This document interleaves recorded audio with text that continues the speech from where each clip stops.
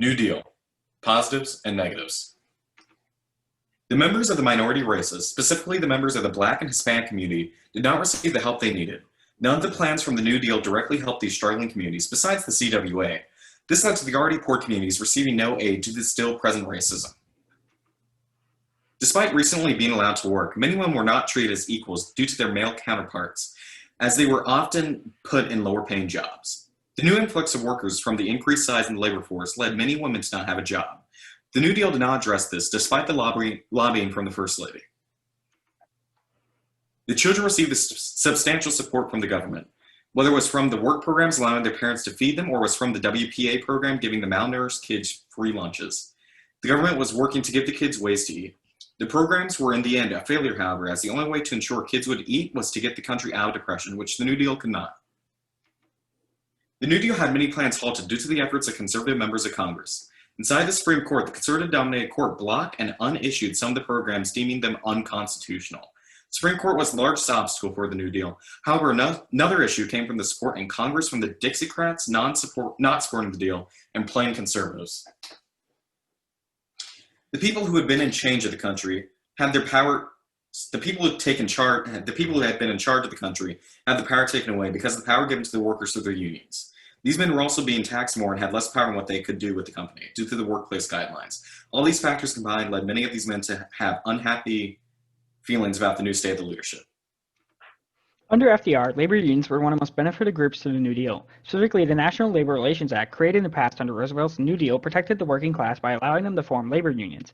The act guaranteed workers the right to form and join unions to bargain as a group effort against abusive industry regulations that put the owners or upper-class workers at a much higher level of treatment than the poor. This act helped to eliminate the disparity.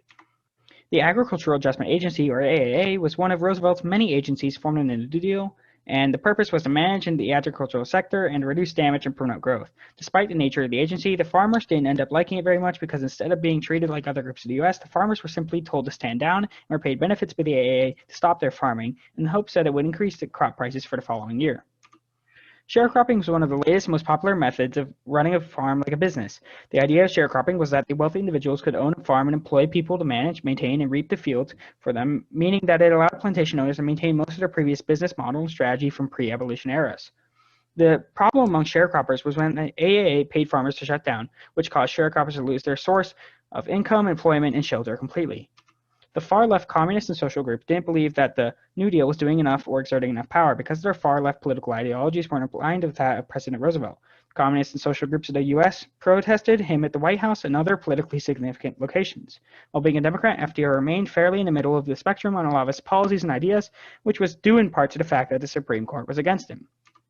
The business owners didn't appreciate FDR's perspective on workers' rights, which innately limited the power and control of the business owners. Generally, during the early 1930s, business and major economic powers had very liberal policies and allowed for companies to act freely and decide business models that benefit the owners the most. While this policy and perspective led to major innovation and industry growth, it also allowed business to take advantage of the workers. When FDR changed the tune and limited business owners, brought with it some heated political conflict. Upton Sinclair was the writer of The Jungle, publicized EPIC, the End of Poverty in California movement, supported tax reform and public work programs, was a socialist, and stood with the unemployed and the farmers. Huey Long believed in sharing the wealth, capping fortunes, and taxing the rich higher with the Share Our Wealth movement. And he also created his own public works, accused of expanding fascism.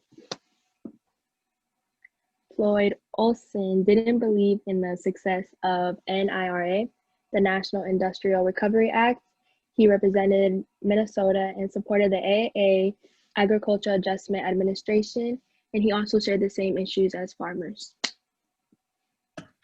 Father Charles Coughlin was pro-bank, became too anti-Semitic, and also was accused of promoting fascism.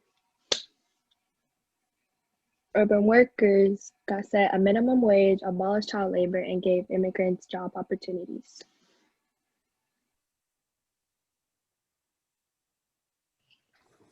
So, as previously stated, the New Deal didn't do too much for minorities or women, and these groups didn't like that. However, the white youth, especially the males, they really enjoyed it because they directly benefited from it. It sounds bad, but that's the truth.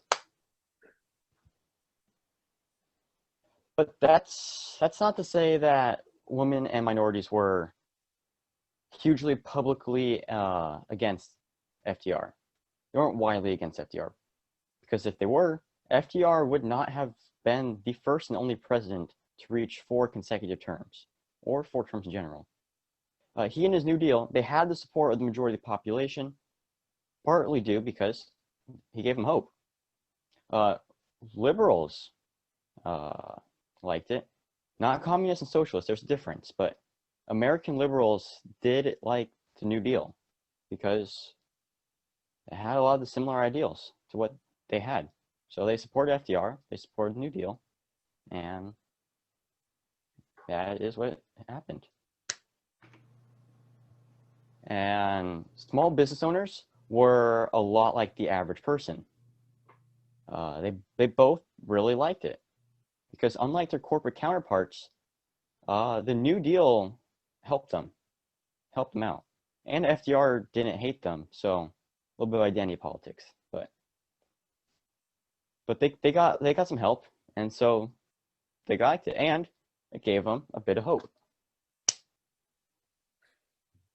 Now, Congress during all 4 of FDR's terms was held by a Democratic majority, and because a lot of U.S. politics boils down to party lines, the New Deal and FDR would always have Congress's support. Not to mention, people across both party lines liked FDR.